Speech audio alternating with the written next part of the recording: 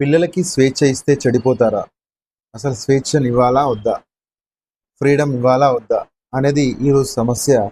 Freedom ఇవ్వడం అంటే చాలామంది ఏమనుకుంటున్నారంటే, మా పిల్లలు అడిగింది నేను కొనిపెడుతున్నాను, అడిగింది ఇచ్చేస్తున్నాను.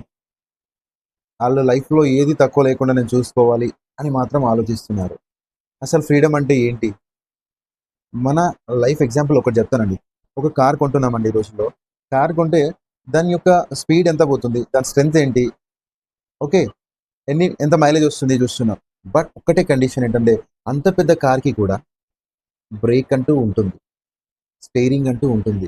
అయి 2 గాని లేకపోతే ఎంత స్ట్రెంత్ ఉన్న కార్ కూడా ప్రమాదం జరిగే స్కోప్ ఉంటది. ఇక్కడ గూడా మీరు ఎంతైనా ఇవ్వండి ఫ్రీడమ్ పిల్లలకి, వాళ్ళకి దిశానిర్దేశం అనేది దగ్గరుండి చేయాల్సిన బాధ్యత కూడా పేరెంట్స్‌ది. అవి ఇచ్చినప్పుడు మీరు ఎంత పెద్ద స్వేచ్ఛనిచ్చినా ప్రమాదం రాదు.